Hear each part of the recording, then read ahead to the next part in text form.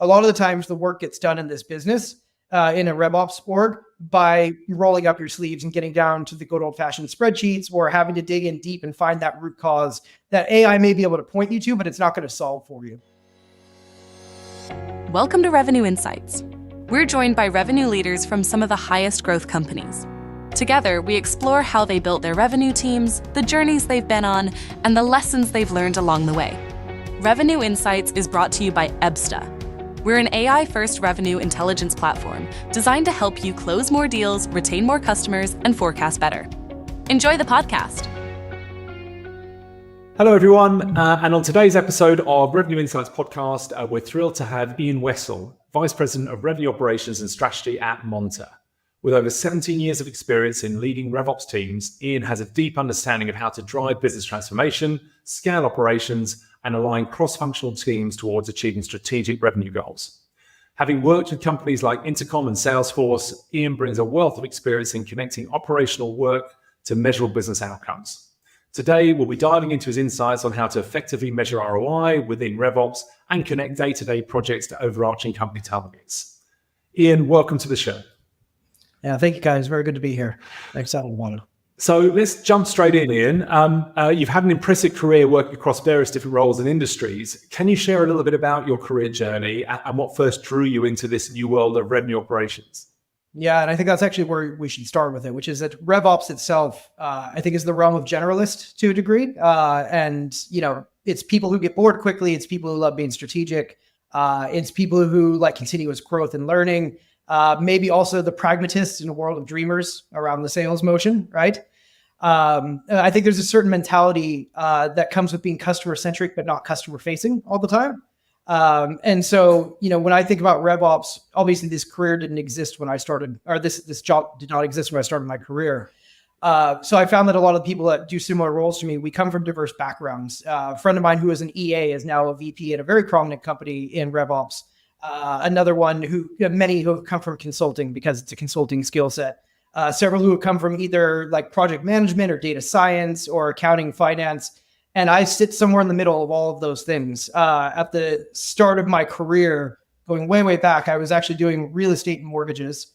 And my boss was a former IBMer. And he was a great mentor as well. But he basically told me, because it was around the time of the recession in the mid 2000s, don't pigeonhole yourself. Make sure you have a broad base of experience to work off of, because you never know when the thing you do won't exist tomorrow. And I think that's very sound advice for most people. But what it led me to do was kind of take these skills I've been learning from there, which is a bit about doing my own marketing, about being able to prove my own value prop to be able to sell a house or something like that. And then pivoted into understanding things like how to create a business plan, or, how to think holistically about where your numbers are at and whether or not you're sustainable in your business. So that actually drew me into public accounting, and I went to KPMG and I worked in internal audit there, which was an amazing crash course in process implementation, in getting inside dozens of companies that are at all stages, from the biggest enterprise to the ones who are about to go IPO. You really see the whole gamut of everything that's out there from that. And it also helps you see what companies do better, and then also what some companies don't do well, and it helps you make up your own decisions about where you'd like to work.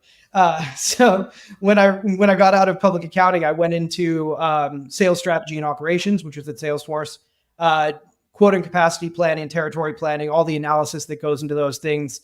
You can see it kind of starts building towards all these key elements of what RevOps is. Then I pivoted again into a finance and strategy role. I was doing a lot of business partnering, really trying to think like an executive about the margins, the long-term planning of the business.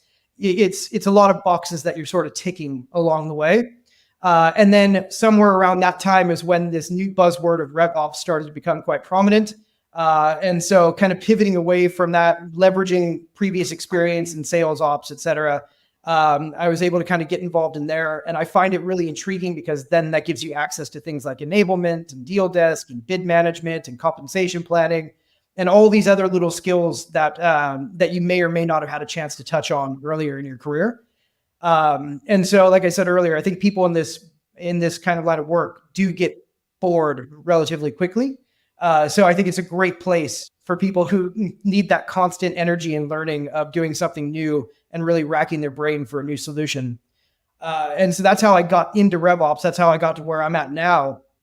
And I think that even though if I go back to the top of what I was saying, despite the fact that it wasn't a thing when I started, I always had an intention, going back to what that previous boss had said, of being able to pivot and being intentional about the things I'm learning, and recognizing that if I just set enough of a course for myself like that, I'd probably land into something that made sense at some point. And thankfully, somebody was clever enough to come up with a term for it.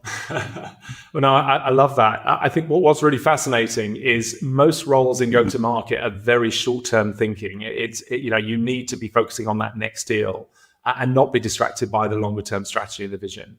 And I think a lot of people think that they're in RevOps are really just sales admins, and they're there really as a subordinate resource to the VP sales.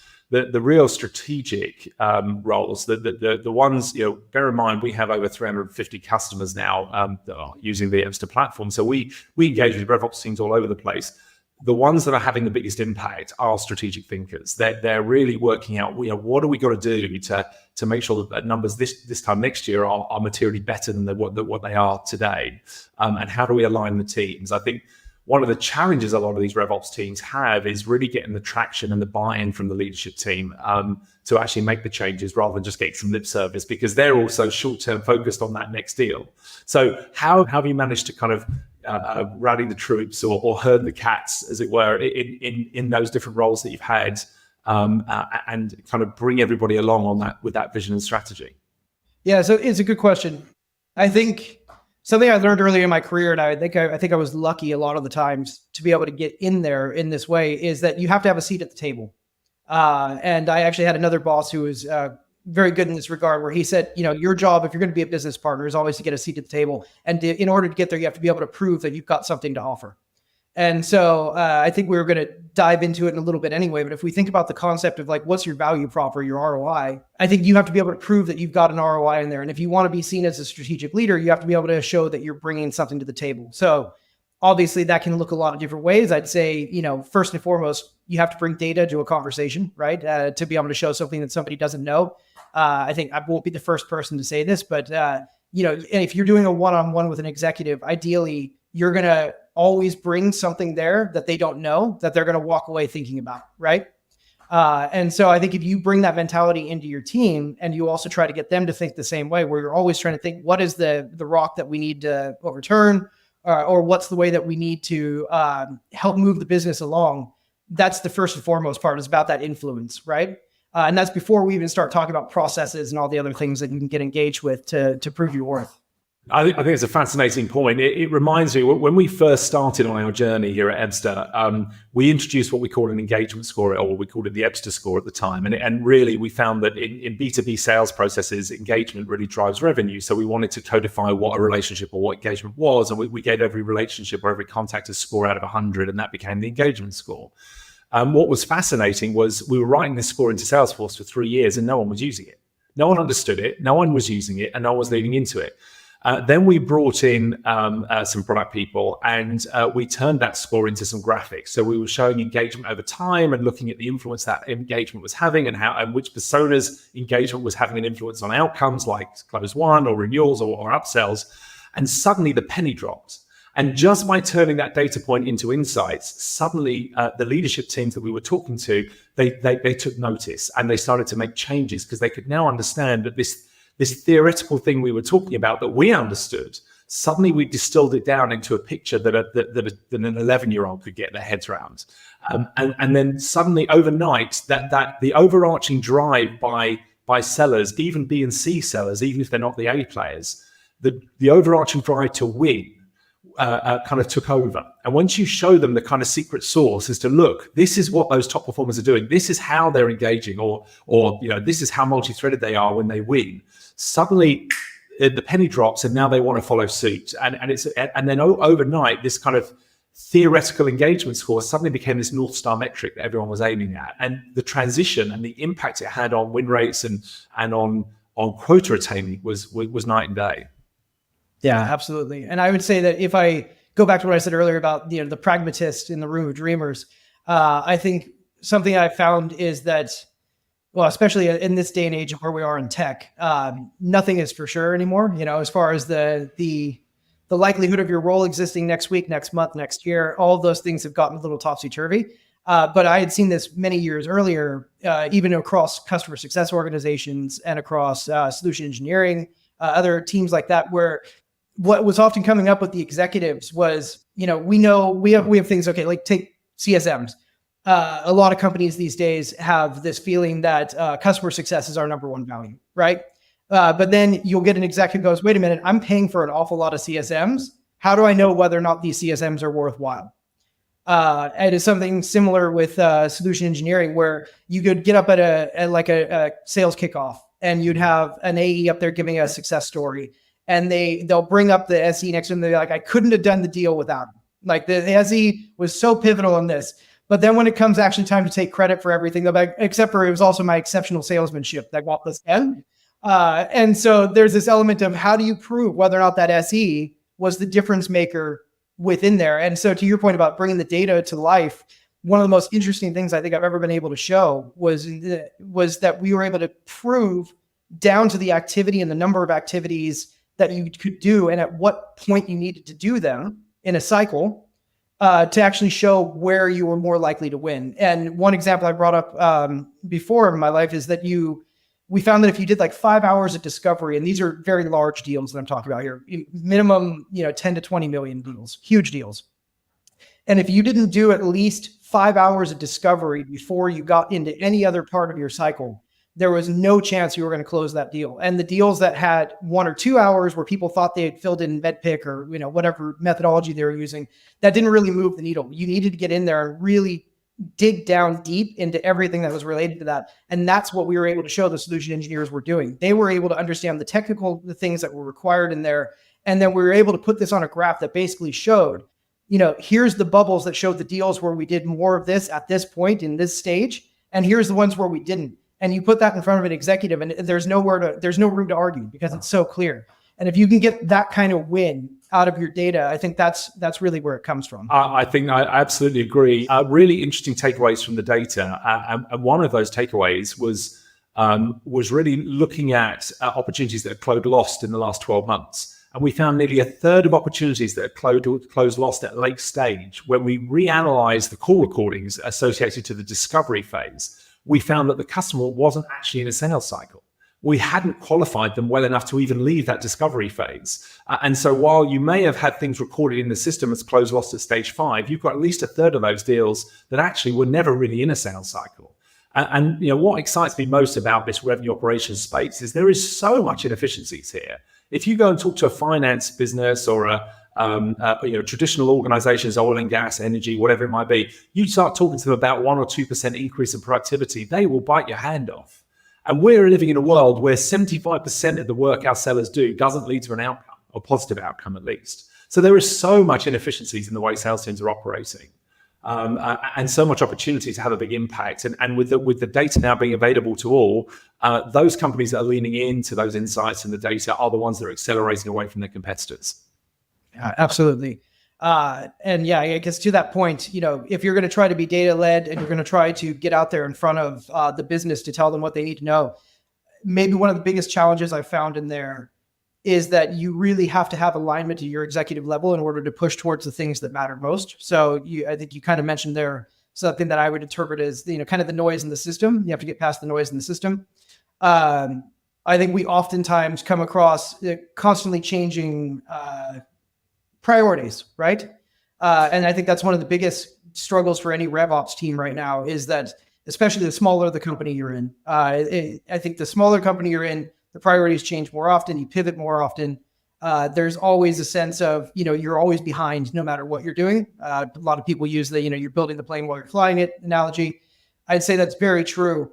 And so I think what we have to do in this space is also kind of control that narrative to a degree to make sure that the things that we're doing day to day, the things we prioritize, do align to some sort of vision of what people are looking for, what they expect the business to do in the next 12 months, next 24 months.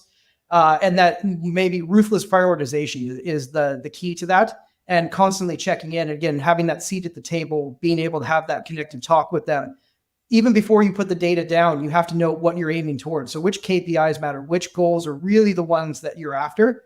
And then underneath that, there's going to be 50 other things that need to be done to move that. So if it's win rates, it's not like you just say, oh, let's improve win rates. What does that mean? There's a dozen metrics underneath there. So what are the projects you're going to do to move win rates forward? Or even what you said there about the number of opportunities that you're losing late stage because they didn't do the groundwork. Okay, so what's your plan behind that? Are you going to run an enablement motion on it? Are you just going to do data hygiene? Are you going to make more rigorous deal reviews? Like what's your lever that you're going to pull? And I think all of those things go back to the role of RevOps needs to be there to help and inform on where we have the opportunity to make the move, but also to correct maybe some misinterpretation of what is the root cause. Because a lot of times it could just be like, oh, well, they said it's because they don't have enough accounts. Is that really the issue? Or is the issue that they didn't actually work the accounts to the level that you want them worked? I think that's really true. And I think one of the dangers that we live in this GTM kind of space is that sometimes the people with the loudest voice aren't necessarily the most educated or with the most knowledge. And they're telling that some of these leaders are dictating policy or strategy based on gut feel. And I think what we're able to do is give them the data, give them the clarity, and really help them. We're the experts in the room here. And so, arguably, we should be in a place where we're reaching a consensus and we're leading the charge as to what could have the biggest impact. And a really great stat from last year's data was we looked at that actually most organizations actually generated more new revenue from existing logos last year than they did from their new business team, from new logo team. And then when we dive into that in a bit more detail, we start looking at the personas that they're engaging with through their QBRs, and we found that if the last 2 QBRs before the renewal are happening with the C-suite, you're now 7 times more likely to get your cross-sell or upsell opportunity. However, if you do the last 2 QBRs before the renewal with someone more junior, they're 4 times more likely to churn. So just understanding that data means that we can start to monitor which personas we're engaging with. And if we don't get the right engagement with the right stakeholder, we can escalate it internally and get maybe one of our own C-levels to engage with the customer and see if they can get them re-engaged. At least if they're not willing to engage, it's giving us a really good indicator there might be a problem there and it's something we should address before that renewal comes up. So there's so much beautiful data and insights. We just need to unlock it and get it in front of the right people and help them to make the decisions as to what we should strategically focus on moving forward to have the biggest impact. Yeah, absolutely. Amazing. So many more questions, if I may. Yes. When we think about RevOps, often you're working across multiple functions within the business. So sales, marketing, customer success teams. So how have you found, are there any secrets you can share with us as to how you align those teams and ensure their efforts are contributing to this overarching kind of revenue goals for the company? There are many different ways of approaching it. I think what's important in this role is that you always have that customer-centric view. I said that at the top of this, but I'll reiterate it because maybe one of the things I gained most from Salesforce was the idea that the customer has to be at the center of everything. And if a company doesn't have written in their values somewhere about how they're thinking about their customer, for me, that's a big red flag. And so I take that personally into my role, which is even if we're not at a place right now where we're able to do all the things we want to do to make the customer journey or the customer experience exactly what we want it to be, it's our goal that we create the foundations for that, to create that pre-sales, post-sales handoff. And there was somebody once said to me, the relationship between pre-sales and post-sales should be a hug, not a handshake. And I really love that one. I use it regularly because what happens so often, as you know, is you end up selling something that immediately becomes what I'll call a red account or a problematic account the day after you sold it because there was no check in between there. And I think it's something that does crop up even when you don't want it to, even if you think you've got all the processes in the world, these things still happen. But, some of the basics you can operate under are, make sure you do deal reviews on any of the large deals because those are the ones most likely to have a product issue. They're the ones most likely to have some custom build required for them or something along those lines. Get the people in the room beforehand. Most of the time you will find that depending on the size of the company, either your C-suite or at least your sales executive layer, they're going to be willing to sit in the room and hear about what's going on at deal because it gives them deal control. It lets them know exactly where things are at and they get to hear from the ground, where are the AEs struggling in a certain way. And then from a post-sales or a product side, you have to have them in the room as well to hear because then they're all going to triangulate right there and figure out whether or not there's an issue. So it's a really simple thing to do. You cut your line wherever it is, all deals over X size, and every quarter you commit to doing those. I used to see it done in, one of the biggest enterprise businesses in the world for selling. And they were doing that on a weekly basis per region, just to cover all of it. Usually in that case, they were even led by CSMs, but it can just as easily be led by a salesperson, depending on which side of the business you're doing. And so I think that's one of the greatest tools that we have. And it's something where we just play that role to make sure that we're getting all the right people in the room. Yeah, I absolutely buy into that. Getting the right people in the room, having the right questions to ask as well. We need to move away from walking into a pipeline inspection meeting and just hearing the blah blah from the seller about how great they are and how much they love them and how they're definitely going to buy. None of that's relevant, right? What we need to really understand is, how is this deal pacing against deals that closed won that look similar to that in the past? How multi-threaded are we? How much engagement is going on? How well are they qualified? And understanding these different, which stakeholders do we have on our side that multi-threaded with which stakeholders at their side, and really getting under the skin of where are we versus where we should be, and then giving the seller the real clarity as to what's expected over the next 7 days for them to keep ownership of this account. And I think that consistency, I suppose the word consistency is something that we drill into all of our customers. More often than not, what we find is that organizations have got kind of 20+% of their reps hitting quota consistently. And then you have this kind of long tail. Now the 20% hitting quota consistently tells us they've got product market fit. The reason for the long tail is everyone's doing things differently. And so what we need to do is really help them understand what good looks like. And what's remarkable is how quickly, within the quarter, you can see a transformation once people understand what's expected of them, because they all want to win and work down that road. So I think there's this huge opportunity there. And I think, data, insights, technology, these are all things that we can use to really highlight that. So as we talk about technology and tools, they're playing an even more significant role as we move forward in tracking performance and measuring ROI in RevOps. What tools do you lean into, or technologies do you rely on to track the success of your initiatives and connect them to that measurable business outcomes? So I'm currently really on a mission towards enablement at the moment, really, because I think something I've learned deeply in the last year or so is, if you go and hire a sales team and put them out there and into the world and say, sell, to your point, you're going to get, even if you have 10 salespeople, they're going to sell 10 different ways unless you tell them how to do it. And, if there's maybe one thing I wish I had done earlier in my career, it would have been to lean into enablement and really learn about that function and how to drive it. Because I think that's the one thing I would like to see in my future, is that anywhere I walk into, we have that enablement function set up before we go hire all the salespeople, or before the CSMs, any of the pre-sales or post-sales people. And then you provide the materials before they get there that says, this is the way that our business does this, right?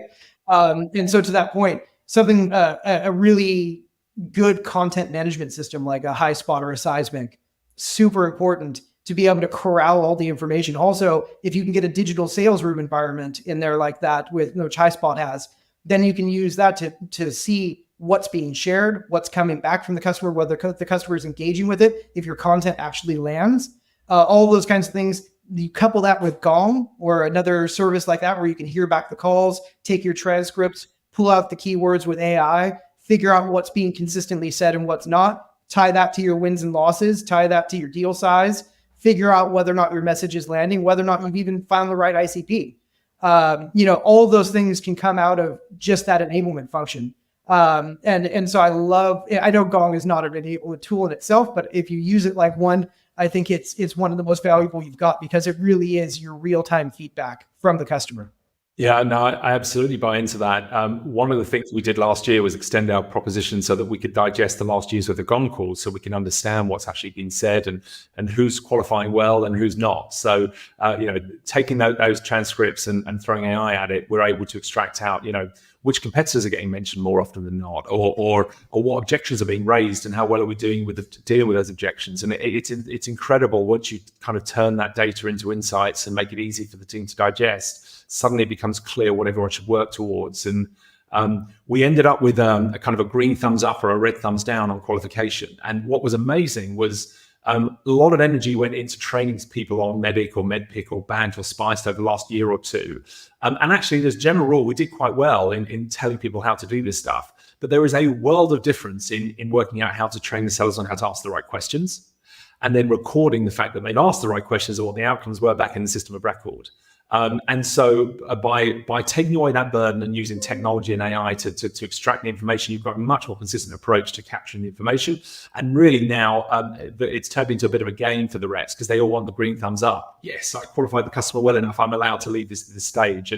And I think stage gates and triggers are one of the biggest challenges we see. Most people don't have the right stages anyway, but I don't think we ever come across an organization where the gates and triggers are policed correctly and people aren't skipping stages or moving back and forth through the stages. And if you don't have that in place, the reporting, the analysis, it just becomes 10 times harder. So, one of the things we encourage people to do is simplify your stages and then get really ruthless about the stage progression. I'll be very clear about how multi-threaded or which personas need to have engagement and how much engagement is required before they're allowed to move through, or how well we need to qualify them. So, absolutely buy into everything you're saying there. Yeah, maybe to the point you made there, though, I think all the frameworks are always great. You need a framework; it's good to have it, but you can't use that as the only way that you go about it. And what I mean by that is I think RevOps people are often accused of death by process. We love to put in process. Just create 50 more fields in the CRM and everything's going to be fine. Make everybody fill it in, and then we're all going to have a great day, right? Because then we've got all the data that tells us exactly what you're doing well and where you need to work on it. But as you know, that just angers everybody. The more fields you add, the more mandatory admin they've got to do, the worse it gets. So going back to that idea of using, the calls and those other things that come out of that, coming in and doing it from a training perspective, I actually think is a much softer and kinder way of getting the exact same result, which is if you can come in and say, let's listen to your call and do one-to-one coaching or whatever with the reps, if you can, and if you say, let's listen back on that and let's hear what you said here, and then kind of do the, treat them like a salesperson, ask them the open-ended question about, how does that feel there? Where did you do well? Where didn't you?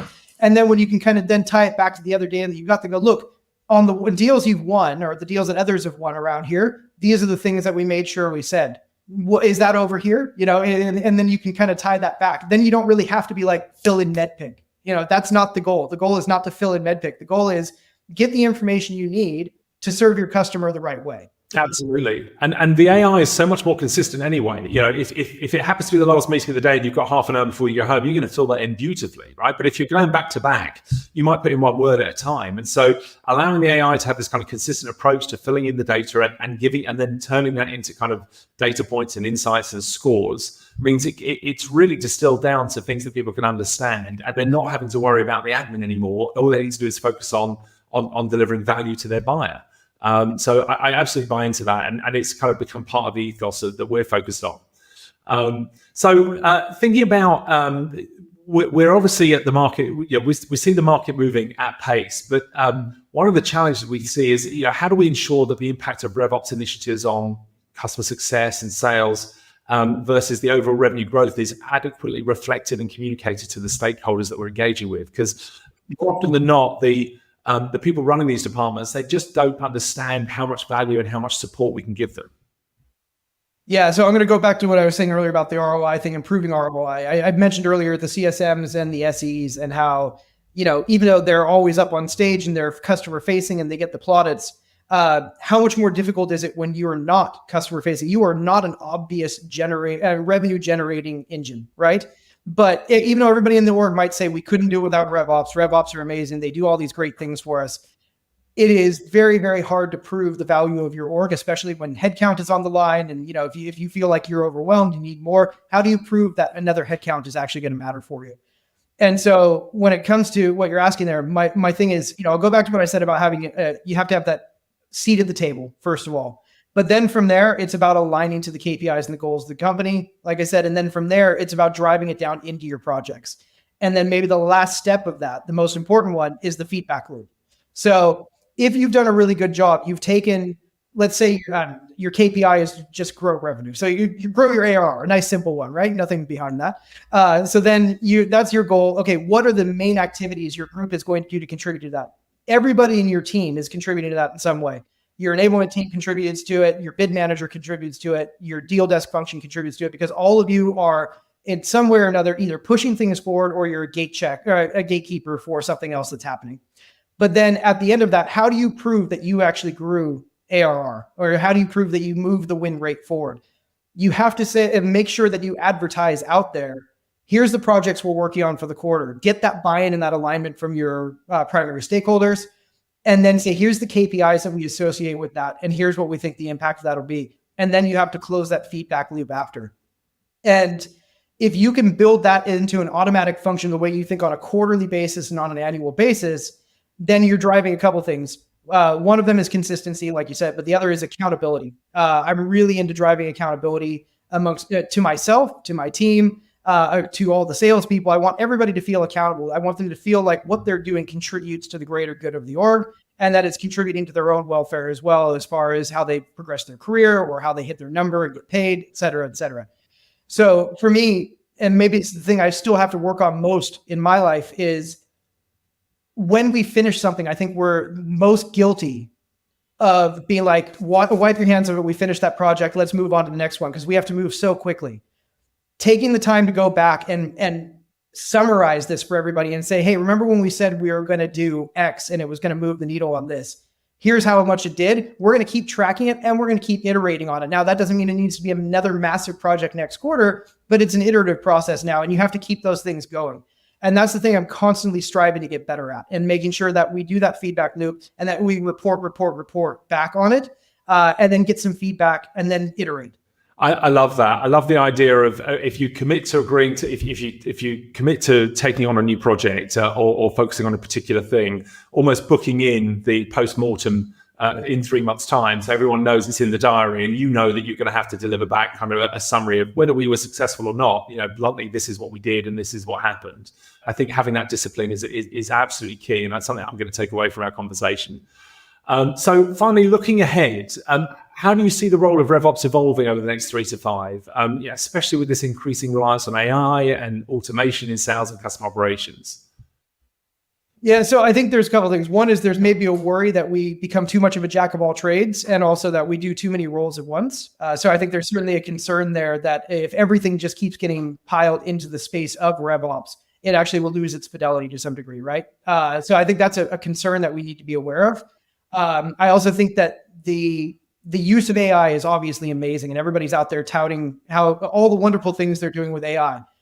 But I also think that means there's this expectation around efficiency that comes from that also may not be totally realistic. A lot of the times the work gets done in this business, in a RevOps org, by rolling up your sleeves and getting down to the good old fashioned spreadsheets, or having to dig in deep and find that root cause that AI may be able to point you to, but it's not going to solve for you. And so I still think the role of RevOps is evolving to figure out how much should we actually own and how much, is really on our plate. I would say that we need to get to a place where it becomes a manageable role for all companies at all sizes. You can't just say you have a RevOps leader in a giant enterprise business and expect that means the same thing as RevOps leader in a startup.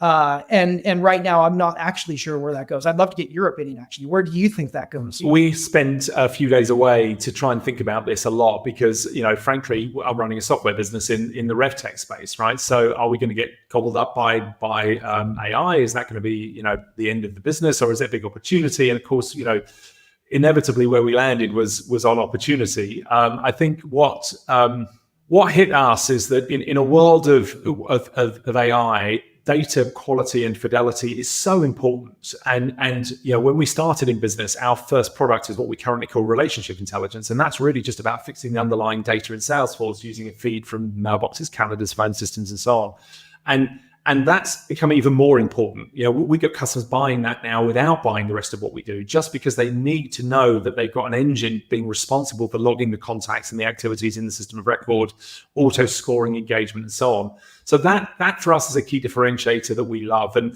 I think on the other side, I think I mentioned, we've recently launched a services wrapper around our technology, because actually developing dashboards for pipeline inspection and forecasting is not the biggest barrier to entry in the world. But when you blend that with data and insights, and then you deliver a service to help customers to kind of understand the data and be able to turn it into actionable steps, and then every quarter engaging with them to see, how are we doing on those key metrics, suddenly that services wrapper just unlocks the value for the customer. So I think businesses that are those kind of pure play software businesses in complex places, they're going to struggle. Because the barrier to entry in software is getting lower and lower and lower. I think those that are really kind of blending data, insights, technology, and service are the ones that are going to help their customers achieve the outcomes they're aiming for a whole lot quicker. But actually, it builds a moat around your proposition, because you're actually building, even in 2025, relationships are still driving revenue. So maintaining those relationships, helping our team to spend more of their time engaging with real people, to me is kind of the secret sauce. Yeah, I guess maybe I would say more what I like the ideal state to be around RevOps. And it would be getting to that place where we're the strategic leader and we are using AI and all of these tools that we have out there to kind of save us from all of those things. But I don't know if you were familiar with the company Roblox. They recently went under, sadly. But their CEO at the end kind of gave his own postmortem of, what went wrong. And I'll paraphrase it by saying, essentially, I think we overestimated how strategic RevOps were viewed in the space of the company, when a lot of the times they just need to get things done and they're not actually in the space to be the strategic leader that we expect them to be. And that's where I would like to see us move ourselves along, is how do we make sure we're always able to do that prioritization, to get into that room that we need to get into, and to make sure that we're driving the business forward with the right insight and to be strategic about it, rather than just what's the next tactical thing we need to do tomorrow? Yeah, and you see it. I mean, as I say, we've got 350 customers on the platform, and businesses that have got what they call RevOps, but really are sales admins, versus those that really have invested in that strategic approach and are long-term thinking in go-to-market. They're accelerating away from their peers. And so it's, in a way, it's such a great return on investment when you really start to dive in and invest in RevOps and the data. But so look, I'm really excited, and maybe we can revisit this again in a year's, Ian, and see kind of if any of our predictions were true. But if any of our community want to engage with you directly or reach out to you, how would they do that, Ian? I suppose LinkedIn. I guess that's the best mechanism these days, right? No, we don't actually do emails or anything anymore, right? So LinkedIn it is. So they can find you on LinkedIn, and it's Ian Wessel, Wessel. So reach out to Ian, mention the podcast. I'm sure he'll be happy to take your questions directly on LinkedIn as well. So Ian, thank you so much for joining us today. So many insights, and we could go on for another hour, I'm sure. But thank you very much for joining us, and look forward to following your career as you progress. Cheers. Thank you so much, Guy. I appreciate the time. Take care. Thanks for listening to Revenue Insights from Ebsta. If you want to learn more from some of the brightest minds on how to predictably and efficiently grow revenue, then subscribe to our newsletter. We'll deliver actionable insights straight to your inbox. Go to ebsta.com/newsletter. See you soon.